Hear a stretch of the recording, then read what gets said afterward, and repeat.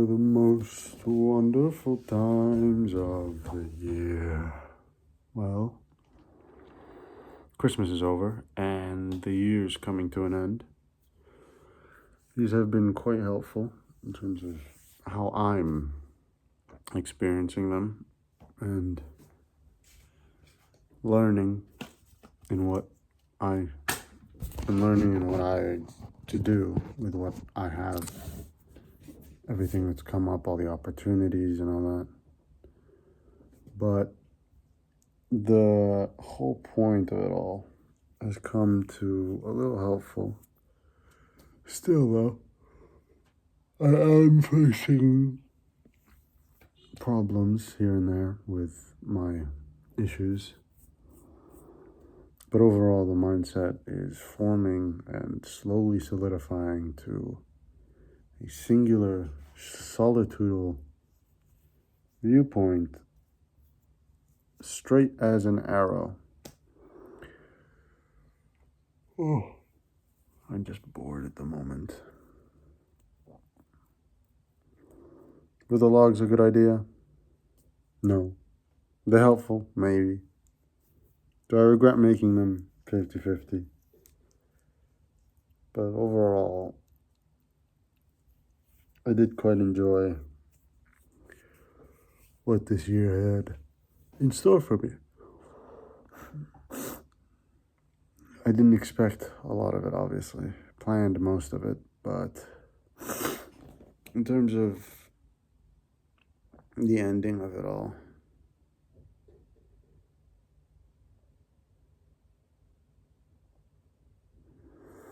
how it's ending, it was a good year. Christmas was, in terms of who I spent it with, how I spent it. It's for better or for worse. Next week will be interesting. Or so this week. It is Sunday. I don't know if it's Friday or Saturday that it goes down, but either way, it still will be an interesting position to experience, because I do plan on, I don't know. Do I plan on having that conversation? At that point, wouldn't that conversation already have been had, therefore not needed to have? Well, technically, it's still just a conversation. You never know. You never quite know what you want. Even though you do know what you want, I know what I want. But at the same time, you're always still just a little bit lost. I can't do hand gestures with just how up the camera is. You're just a little bit lost. Even though you know what you want, there's always that tad bit of 99. It's not 100%. There's never a perfection in everything. And there's always that tiny bit of being lost, Sometimes I'm angry for no reason. Emotions are so annoying to deal with because you never ask for them, right? And they just come in anyway. It's like a forced interaction or a forced feeling at that point. Like, why are you angry? For unnecessary reason. No, there's no reason to be angry, right? But you still are. You're not even angry at the right person.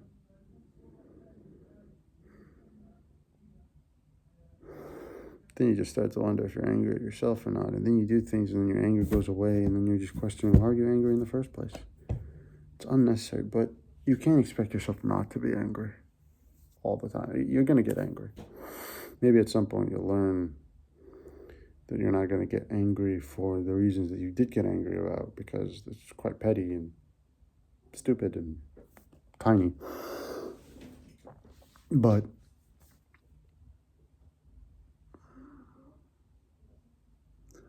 you'll learn to look at things from a different perspective again. There's never amount of perspective. There's never enough amount of perspectives to look at, to learn from.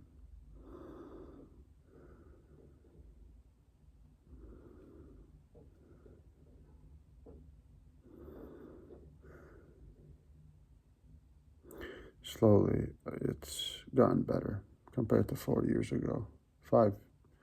Almost 5 years. Wow. My Chinese birthday is on the 19th of January. You have any idea how insane that is? 2 days before the event. But on the 19th of January, that's wild. 2 days before the event. But it's ridiculous to me. I don't really have anything planned for the event today and this year. I don't know if I'll most likely be by myself. I'll have killed the last one. So I'll just be by myself. The other guy's dead. We're done with him. We solved that problem, and it was a good one. It was a good problem to solve that way. It was a good problem to solve.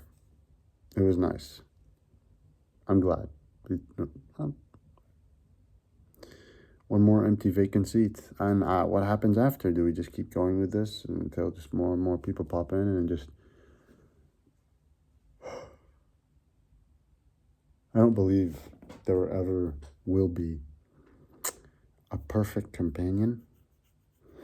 Some people do get lucky.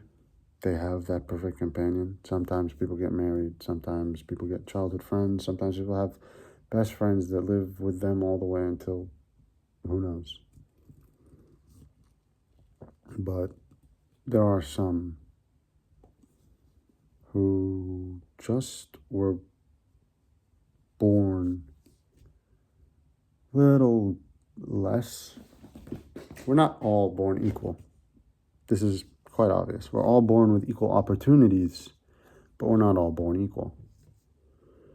So, by my own decision, it'll either be a choice of solitude or community. I'm most likely going to pick solitude. I mean, it's pretty obvious. With the way I've been going through life and traversing, it's all been about me, and how it's never going to be. But I don't know how to take another person, that person's perspective, and add that into my life. Because I take my principles and it clashes with their principles. Therefore, our principles can never intertwine. But your principles don't have to intertwine. But that's not the point, that they don't have to intertwine. It's like, I feel like exposure helps a lot. If I am exposed to the person, then maybe it'll be easier. But at the same time, no, not really. People interest me because their lives have no interference from mine. I wasn't in their past. I wasn't in any moment of their life. So anything I do, I couldn't have done anything. So it's really interesting because I had no form of connection at that time. With the way I do things now, in terms of forced events and cobwebs of annoyances, of inability and like control issues, there's always interference where somebody did this or somebody made an action and I had some foot at the door that made them have that action. Not every time, of course, but it's the fact that it does happen which makes it uninteresting. But their past is always a clean slate, so that'll always be interesting. But that's been solvable. That is solvable. It's about which way I want to head into life. It's about what type of person I want to be growing up. And I do have to come to a decision of that. Like, I can be this person. I can be this person. I could be that person. Okay, we're not going off. Option 3 sucks. And I think it'll be the decision of that person that'll come in, that'll definitely show me how I'm going to walk forward and show me the future of what my life is going to look like. Merry Christmas.